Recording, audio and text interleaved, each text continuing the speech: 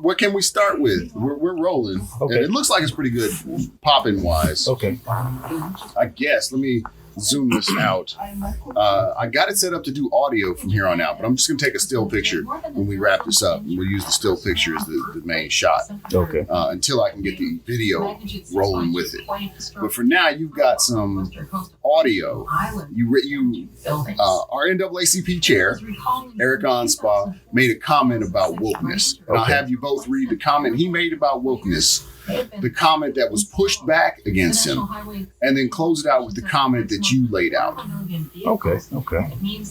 So the original comment, I guess it was a meme that was actually posted by Stephen Kaplan initially, and then shared by Eric Onspa, which said, "Some people use the word woke as if it's supposed to be an insult, but mostly they use it because they can't spell empathetic, educated, or enlightened."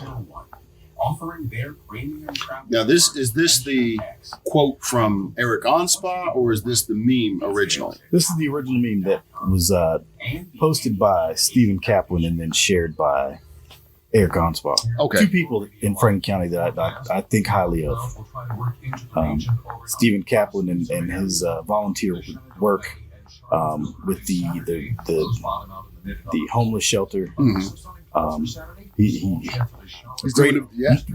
He was Doing also campaign manager for Bridget Craighead when she was running for delegate. And put in a lot of effort on that. Yes. Like effort I wish I had been helping and doing, he was actually doing. Yes. So I have a lot of respect for him in that manner as well. Yeah, he and his wife. Yes. They both dynamic work duo. equally as hard. And so I think because this is a conversation that's going to steer into race. Yes. So starting off by stating that these are not African Americans. These Yes. are both, and I think they would classify themselves as white. But I'm getting to the place where I'm even kind of uncomfortable doing that because whiteness is not something that's a defining factor for either of them. I think it is something that is part of who they are, or at least the mantle that's placed on them. But there feel like bigger defining factors for them. Okay. And to say that they're pigmentally challenged. Which I don't know if I like, because I don't know that like not having pigment makes you any better or any worse. It just makes you different. I think as a self-humor, like when somebody who's white says that they're pigmentally challenged, I think it's comical. But when black people apply it, I kind of go, ooh, I don't know about that, man. Please don't cancel me. Yes. All right. But that's the comment that was made by Kaplan. Yes. And then Kaplan's was followed up with a comment from Onspa. It was a meme shared by Stephen Kaplan, which was reposted by Eric Onspa. Okay, gotcha. So this is a repost. Yes. And you see the repost on yours. Yes. And somebody's commented on the repost and you was like, uh-oh, I got to jump into these Facebook waters. I do. I usually try to avoid them because I've learned it's a dangerous rabbit hole to get on. It's dangerous. But it's so enticing. It is. And you could end up losing a lot of your day on negative energy. And change nothing. Yes. And the comment that got to me was where this person said, woke has become a politically charged word in recent years. Mm-hmm. If one does not tout themselves as woke, is he, she, them, they automatically willfully ignorant? Your statement in itself is a clear indication of your intolerance of anyone that you and many who describe themselves as woke disagree with. The implication is that those who call themselves woke are superior to those who don't. Judgmental now seems to be another word to describe the woke. And you brought up a good point. But Senator Dick Durbin did. Ain't nobody calling themselves woke. Yeah. It's something that I think has always existed in kind of black language. Mm-hmm. So much so that I don't know that it was ever, like it being elevated this high is weird. But just in addition to being in black language, it's a very Southern term, a very Southern way to use a word. Yes. Like I could see just Southerners of any race being like, "Has he woke up yet?" Yeah. You know what I mean? Yeah. Like it's not. My wife still uses it. And it bothers me. I'm like, it's awake. Awake. But it's so common in Southern areas to use that kind of past tense, Yes. or like that kind of inflection on normal words, anyways. Mhm. That this just doesn't. It's I don't know how it got where it is. Or fundraising. I do. I will. And I have a theory. Woke to me is another word used to describe black people. Okay, and that was a realization to me. Yeah. And Uncle Tom movie brought me there. Yes, and not just black people. People who can empathize with black people. Okay. And their struggles. Oh gosh. Black people supporters are, because that to me is woke. It's almost the same as Marxist. Is the woke the new wigger? Do you remember when that became a thing? Former federal judge and U.S. Attorney General Yeah, but I don't see them being similar. Okay. Because one, I don't feel like there's any positive aspect associated with the word wigger. As much as there was no authority, because it was more directed at a I guess someone who has of Caucasian descent that has attempted to emulate the urban culture. Yes. And I always think about that movie with Jamie Kennedy. Yes. And that feels like, or what they try to do with Bud's character in Married with Children, where I feel like he had kind of an honest desire to enjoy rap, but the writers wrote that character in such a direction where he was an exaggeration of an urban gangster rapper. What you made of the testimony you heard earlier this I don't know. I guess. What was it like? And you were a little younger than me coming into this. So yes, I was glad that I came of kind of in that 16, 17 age range where I kind of was old enough to get some of the jokes on Married with Children about the time Married with Children was about to get off the air. Okay. And so at that point, Bud was a grown person, but he was still he wasn't tall in stature. And so they were kind of pinning certain jokes at him. And I think he personally started to really like hip hop music. And they wrote that into his character, but they exaggerated it. Huh. Like he was going to be like, I'm little homie now. And, he was going to be this rapper. And it was very much similar to what the Jamie Kennedy's character was. Okay. Like okay. if a white person gets into rap. So this must That's have the been only like, I guess, option. the later episodes. Yes. Okay. Yeah, this okay. was close to the end of the show's going off the air by this point. Yeah. Because I do remember that he liked hip hop, which wasn't out of the norm for me because we grew up in majority In most neighborhoods. places, yes. And Everybody loved hip hop. yes, Everybody. So it wasn't strange. yes, And I think that's where there was this white culture that was really mean to younger white kids who were like, hey, these rappers are talented. It's like, you can't listen to that. Well, growing up, I remember the family that lived next to us in Carlisle, Pennsylvania. There were three brothers. Just like us. Yes. And the youngest was, I guess, is like the Bud that you were describing, where he took his love of hip hop the extra step. But I don't know if it was because we were there, where he had to wear his hat backwards and Where he had a space to kind of explore the validation, you think? yes. But he wasn't gonna get that validation from me because Because you wasn't that. I wasn't. You that- could listen to Wu-Tang and wear your hat forward. Yes. Put on your boat. You was Kanye West before it was popular. Well, and my skin complexion was my confirmation enough That's true. that I didn't have to. I didn't have to prove black Yes. because I am. All right. Gotcha. And it's funny because I really looked at his oldest brother, the one who was close to me, kind of like a Marky Mark. Like, Yes. because he got all like swole up.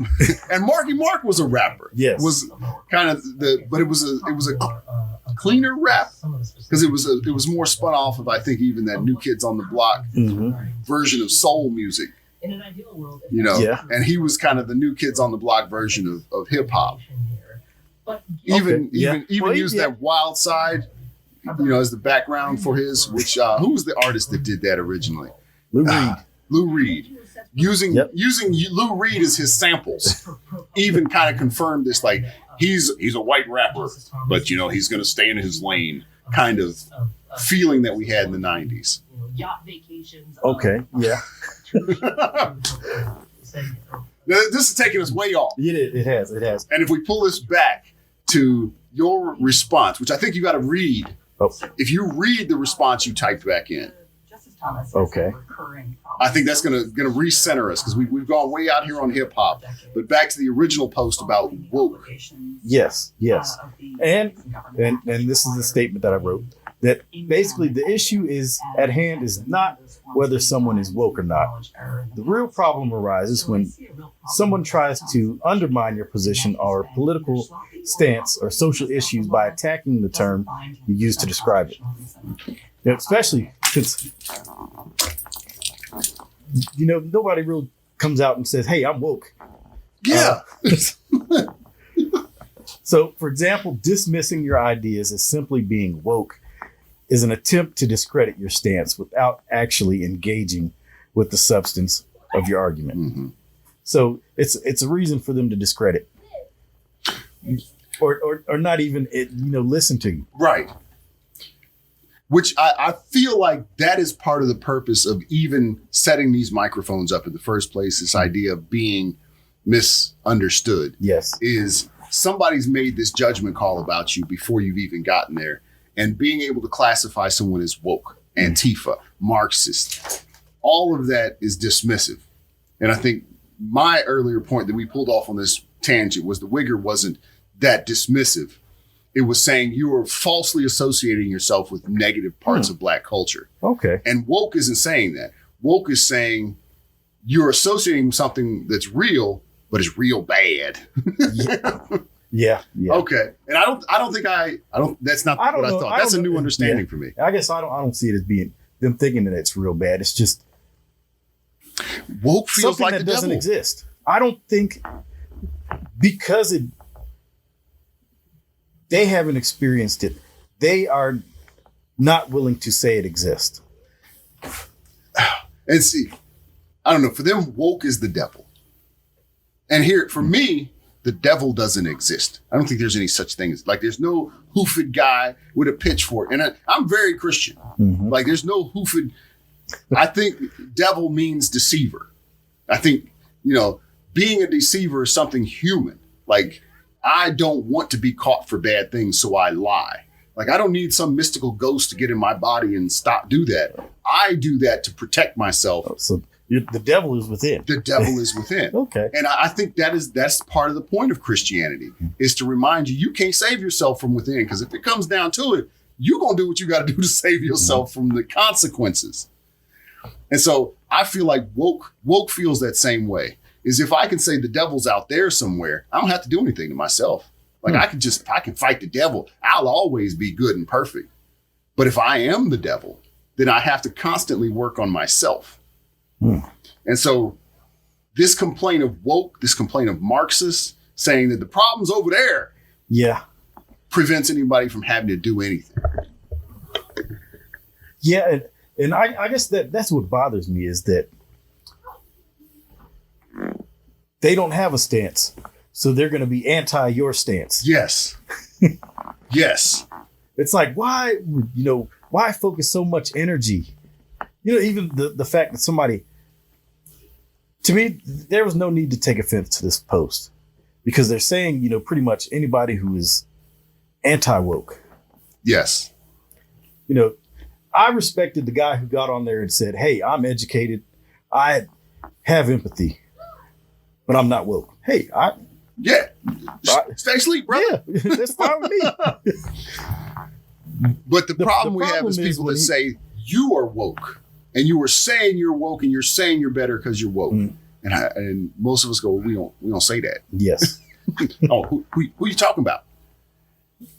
I think does get to be the problem.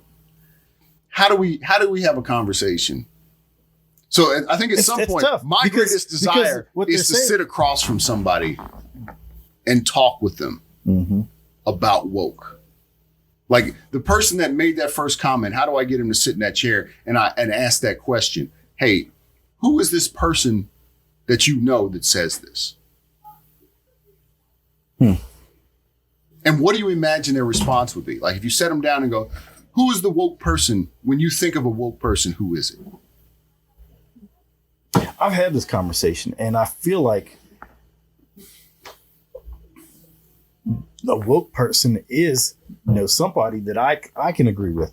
Somebody that feels like if someone wants to be called by their pronoun, it's okay. I can do that. It's not going to inconvenience my day. Okay. The person who's anti-woke is, I shouldn't have to learn about his pronoun. It should be the way it was 20 years ago where it was him or he or she, he or she. And that's all we had. I think the kids. So there's two things that are going to be problematic with this episode. The first is I left my liberal listening to NPR station running hard in the background. So we've got a co-author with Sabrina Teravisi by accident. I hope we don't get big enough where, well, one, if she catches on, I really enjoyed meeting her and getting a chance to. So you actually met her? Yeah, met her. She came down here. She's the one that did the article about the two police officers that came to Franklin County. Oh, and we're at the January 6th. January 6th event that danced downtown with Bridget. And so she interviewed me asking a little bit about the activism we did. And one of the things I told her is like, since the Tea Party meetings, like we've been going into these spaces and talking to the folks in Franklin County. I've been with you a couple times. Yes. My question is it making a difference? It's hard to tell. I think it still helps. The first thing I think it absolutely helps is when I am there, they can't hate me in person. And I will say that everybody that has come into contact with you loves you. Because I'm not terrible. And I've gotten some of that love by association. But you're not terrible either. Because matter of fact, somebody that we met at the Freedom Network, one of the Freedom Network meetings, I think their grandchild was on playing against Braxton's baseball team yesterday. Okay. And the fact that she remembered my name, I was like, wow, I'm terrible with names. I lean on you for names. Because I think I have a face blindness. So people if I don't see you in the same location, I have to listen to you talk long enough to figure out who you are. And it's really embarrassing because sometimes it's like the same person, but we're just in a different location and I can't put you together. I think it's good for my marriage though, because like I got a new woman every day. But if she ever goes missing, Kitchen Tressa. if she ever goes missing, I'm gonna be like, I don't know, officer. I think there's a picture around here somewhere. I can't describe any of her to you. Oh, but digressed pretty hard there. So she was in the background. That was the first thing that was causing the noise. And the second thing is both our kids are on the other side of this wall. I think I've got the slide to our play set butted up against the wall. That's what it is. They're bumping up against that and playing around with that. And so we can hear it. And I have the feeling there's going to be some thumping. Yeah. My guess was going to be there playing wall ball. It sounded like that. So we're going to have that interruption in there. Now going back to the conversation that left off. So we split off into two more, I think. One was about being in these spaces and whether or not that's helpful. And then prior to that, it was it how to engage wanting that space to engage, which I guess kind of combined to the same one. So is it helpful? That was my question. I'm waiting for an answer. Okay, well, the first answer is in the immediate moment, yes. It forces them to be more careful with the words they use, because I make no mistake. I'm up front. I'm liberal. I am black. I'm a male. I'm pro LGBTQ plus. I'm pro choice. I just lay out what I am up front. Mm-hmm. And so when they say something like, "Oh, these pro-choice people want to kill babies," and I go, "No, I don't." That is not at all my desire. And so I think, one, it makes they can't make me a complete enemy because I'm there. They can't point at me and go, "That guy is a baby killer." They won't do that. Do you think that they separate you from the rest of the group? They try. And so they'll try and say, "Oh, well, you're not really woke." Mm-hmm. And I'll say, "Well, why? Why do you disassociate me from woke?" And they'll say, "Well, we have some similar views. I still think abortions, shouldn't be illegal in the case of rape or incest." Mm-hmm. And I go, "Well, that makes you pro-choice too." Yeah. Because there's a choice. And so sometimes or even them agreeing about, defunding the police. Yes, right. which they'll often end up in the same kind of they've got this 2-tier justice system. And I go, "We agree." Yes. But I'd like everybody to have access to the same justice system. I don't want just one person punished as evidence. Mm-hmm. And so I think in the moment it helps. It helps them see that there's some reason behind some of the things we say. I think as soon as I'm gone, they go back. Yes. I don't think it has any lasting impact on the group. I think it has lasting impact on individuals inside the group. I think there are individuals. I feel like if you maintain that contact, I feel like as soon as you stop speaking with that individual and they go back to the herd, they share that herd mentality, or they're converted in their way of thinking. And I think, one, it's fairly new. So, I mean, you're absolutely right. There's nobody that I've started these Patriot meetings with that has come with me to NAACP meetings. Yes. And so I'm not converted. And I will say that what I have seen, because you're a lot stronger than I am, especially when it comes to your tolerance. I hear that a lot, even on my job. And I'm a patient person, but sometimes you just got to get up and walk off. And you're capable of sitting a lot longer than I am. I think what gets to me is their unwillingness to accept any input. And I feel like they're trying so hard to force their opinion on you. Yes. And I think that's what bothers me most with these interactions. Well, but in essence, are we doing the same thing to them? Hopefully not. So that there are some things that we are pushing very heavily. Mm-hmm. I'd like to think the big difference is I don't want rules that restrict someone else. And I think that's the big, what feels like the separation is a lot of what they're talking about feel to me, especially when they get into what you're talking about, where doesn't matter what logic you bring, I ain't changing my mind. That's a faith. Mm-hmm. This is part of their religious belief. Yes. And that's okay. Enjoy all the religious belief you want, but don't make legislation based on your religious beliefs and your religious desire for outcomes. That is a key component of the Constitution, is that we are not going to have a government that endorses any particular religion.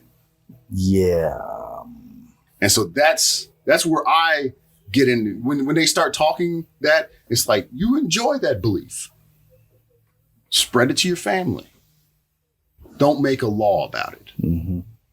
And that's the thing I'm trying to push. That's funny because I've heard conversations, and they do believe that law should be faith-based. Mm-hmm. And then speaking with you, I realized that they know less about this book than you do. It's a difficult book to win an argument with. So when we are talking about the Bible. Yes, so yes. It's a difficult book to win an argument with. So I am very reluctant to get into scriptural discussions with folks. Now, why do you say it's difficult to win an argument with? Because I think it's left to the interpreter. Yes. Okay. And I think that's part of the purpose of the Bible is when you open it up, hopefully you get the thing you need out of it. Mm-hmm. But again, I get something out of this book. Like from the Bible, I am a pacifist. Mm-hmm. I have also encouraged my daughters to join the army. Okay. You know what I mean? I don't think me being a pacifist has anything to do with them. This is the message I got out of this. And I think I can understand now because I don't attend church. We're gonna have to have a religious one next because we've got some misunderstandings there too. I do like how you're saying that it's what you get out of it, and I think I can see after attending these meetings where the interpretation has been left to the person reading it to them. Yes. So they're not getting out of the Bible what they need. They're getting out of it what is being interpreted to them. Okay. Which is a scary space for African Americans. Yes. Because we know faith was used selectively to tell us we're in the place God wants us. Yes. We know, like as recent as Jerry Falwell using faith to say that segregation is necessary. And talking about biblical tribes, like this is an ancient history. So we have this fear of people saying, well, the way I see the Bible, well, maybe the Bible tells you not to go to church with black people. It ain't telling everybody else that. You know, sometimes you just got a message for you. Don't make a law and don't create space for it. But then we get into the opposite. Because what Jerry Falwell was saying is my church should be able to not admit black people. And also Jerry Falwell was, instrumental in helping with legislation to prohibit black people.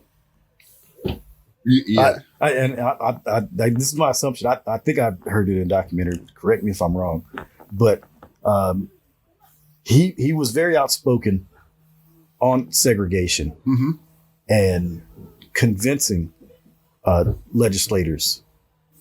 Yes, because and I think some of these words still scare us, but the school choice was a code word for segregation, and he was a school choice advocate.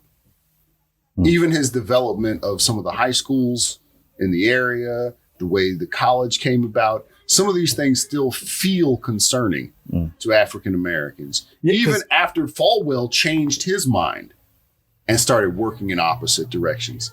It was hard for us to see whether or not that was the way the world just moved on. And so he decided to grab onto the world and go, or whether he was going to find another layer to hide it under. Instead of saying segregation, people said school choice. So now we can't say school choice anymore. Let's say something else. Well, I'm glad you brought that up because I have been hearing school choice come out recently. Episode. Why is this scary? Dog whistles. The dog whistle episode. We're right at the 30-minute mark. So this is beautiful for the setup for next time. Here comes my wife to close out.